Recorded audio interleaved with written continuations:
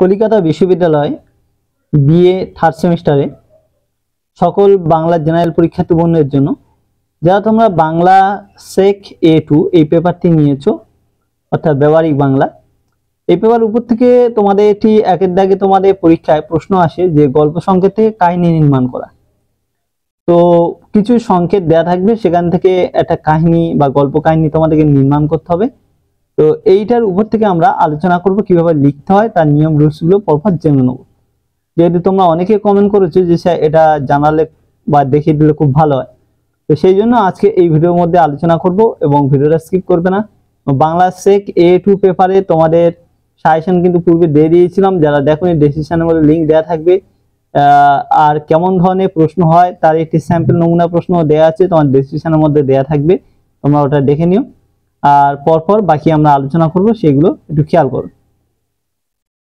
আর দেখো তোমাদের যারা বাংলাও নিয়েছো তাদের পরপর প্রশ্ন উত্তর আলোচনা শুরু হবে আগামীকাল থেকে, অর্থাৎ GCC3 পেপার, যে 5 নম্বরের প্রশ্ন কেমন আসতে পারে এবং তার উত্তরগুলো নিয়ে আমরা আলোচনা করবো পরপর।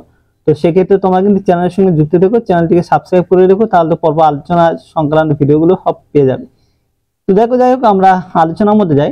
গল্প সংকেত, তোমাদের পরীক্ষায় কিছু সংকেত মানে পয়েন্ট দেয়া থাকবে, সেইগুলোকে অবলম্বন করে তোমাদেরকে কিন্তু একটি গল্প লিখতে হবে। তো যেমন দেখো, গল্প সংকেত আমি কিছু দিয়েছি। নদী পথে নৌকায় আলাপ দুই সহযাত্রী। তারপরে পয়েন্ট, তারা ভিন্ন সম্প্রদায়ের মানুষ একথা জেনে পরস্পরের প্রতি অবিশ্বাস। তারপরে পয়েন্ট, পথে নৌকা ডুবি। তারপরে পয়েন্ট, তাদের যারা উদ্ধার করলো তারাও ভিন্ন ভিন্ন সম্প্রদায়ের মানুষ। তারপরে পয়েন্ট, দুজনে ভুল ভাঙলো। এইভাবে তোমাদের পয়েন্ট দেওয়া থাকবে, এইগুলো ভিত্তিতে আমাদেরকে উত্তরটা এবারে লিখতে হবে। তাহলে আমরা এটা লেখার সময় আগে হচ্ছে লেখার শুরুতে দাগ নম্বর দেবো, দিয়ে একটা টাইটেল আমরা দেব যে গল্প কি নাম অনুসারে গল্পটা হতে পারে। তো আমরা টাইটেল এখানে দিয়েছি জীবন যুদ্ধ ও সাম্প্রদায়িকতা, এরকম দিতে পারি। কেউ যদি বলে এখানে অন্যরকম ঘুরিয়ে দেবো যে সবার উপর মানুষ সত্য, ওটা অ্যাকচুয়ালি নীতি কথা হয়। যাই হোক, একটা টাইটেল দিতে হয়। এখানে আমি দিয়েছি দেখো জীবন যুদ্ধ ও সাম্প্রদায়িকতা, এটা দিয়েছি। এইটা সাবহেডিং মাঝখানে দিয়ে তোমাদের এইবারে গল্পের মানে টাইটেল এটা দিয়ে এইবারে বিষয়বস্তু লেখা শুরু হবে। আমি বিষয়বস্তু দিয়ে ডট ডট ডট ডট বলে লিখেছি, অর্থাৎ তোমাদের কিন্তু মানে অ্যান্সারগুলো এইভাবে পরপর বিষয়বস্তু বলে মানে এই জায়গাটাও অ্যান্সারগুলো লিখতে হবে। আর লাস্টে গিয়ে একদম নীতি কথা একটা দিতে হবে যে মানুষকে ভালোবাসাই হলো মানুষের ধর্ম, বা তোমরা যদি এখানে অন্য নীতি কথা দাও যে সবার উপর মানুষ সত্য তাহার উপর নাই, তো সেটা দিলেও কিন্তু হবে, অর্থাৎ সবার ঊর্ধ্বে কিন্তু মানুষ। তো এই হচ্ছে তোমাদের টেকনিক। এইবারে আমরা বিষয়বস্তুটা নিয়ে আলোচনা করব। তো এইবার দেখো, আমরা টাইটেল দিয়েছি জীবন যুদ্ধ সাম্প্রদায়িকতা, এবার বিষয়বস্তু লিখবো। কিভাবে লিখবো? এবার শুরু করবো আমরা এইভাবে যে অনেক দিনের ইচ্ছা ছিল, আজ সময় হয়ে উঠলো। ছোটবেলা থেকে নদী পথে ভ্রমণ করার একটা মানসিকতা, তো সময়ের তাগিদে অর্থাৎ কাজের জন্য সেই সময়টা পেয়ে ওঠে না, কিন্তু অনেক দিন পরে আমাদের সেই সময়টা হয়ে উঠলো। তো ভীমপুর থেকে ময়ূরাক্ষী নদীর টপকে ওপারে গিয়ে পৌঁছাবার একটা পরিকল্পনা হলো, এবং সেই অনুসারে আমরা জিউর মন্দিরের দিকে যাত্রা শুরু করলাম। এটা টার্গেট নিয়ে জিউর মন্দির দেখতে যাব। তো সেখানে যেতে গেলে ভীমপুর থেকে ময়ূরাক্ষী নদী টপকে ওপারে গিয়ে পৌঁছাতে হবে। তো নদীর ধারে দাঁড়িয়েছিলাম, যেহেতু আমরা দুজন যাচ্ছি ধরো সঙ্গী হিসাবে, দুজন হিসাবে নিলাম। দুজনে হাঁক দিলাম, মাঝি ভাইয়া নৌকা নিয়ে এসো, ওপারে যাব। তো দেখতে দেখতে আমাদের পিছনে আরো অনেক লোক এসে দাঁড়ালো, সকলেই ওপারে যাবে। সরু আল রাস্তার উপর দিয়ে সাঁওতাল মেয়ে পুরুষ জোট বেঁধে চলে যাচ্ছে। শহরে টুরিস্টরা হাঁ করে চারপাশ দেখছে। নৌকা এসে তীরে দাঁড়াতেই আমরা দুজনে গিয়ে নৌকায় উঠে পড়লাম। আমাদের পিছনে একটা দঙ্গল এসে উঠল। এখানে আমরা দুজন বলে যেটা উল্লেখ করছি, এখানে আমি আমার একটা পথযাত্রী আলাপ হয়েছে বন্ধু, সেই দুজনের কথা বলা হচ্ছে। অর্থাৎ ভ্রমণ বা কোথাও বাইরে বার হলে দুজনের সঙ্গে আলাপ হয়। তো আমরা দুজন বলতে এখানে সেই দুজন অপরিচিত মানুষের কথা বলা হচ্ছে। তো আমাদের পিছনে একটা দঙ্গল এসে উঠলো, আমরা দুজনে নৌকার এক পাশে গিয়ে বসলাম। পরিচয় গাঢ় হতে হতে এক সময় আমরা পরস্পরের নাম জিজ্ঞাসা করলাম। বন্ধুটি বলল তার নাম আকবর আলী। তার মানে আমার বন্ধু মুসলমান আর আমি একজন হিন্দু ব্রাহ্মণ।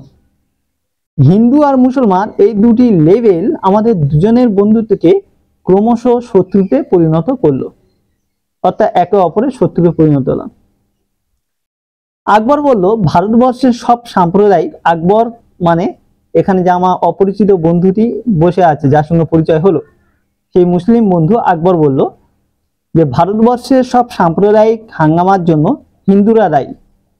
আমি বললাম যে না, ভারতবর্ষের যত হাঙ্গামা হয় সেটা পর্যবেক্ষণ করলে দেখা যায় মুসলিমরাই কিন্তু এই জিনিসগুলো সমস্যার সৃষ্টি করছে। এর ফলে দুজনেই রেগে উঠলাম।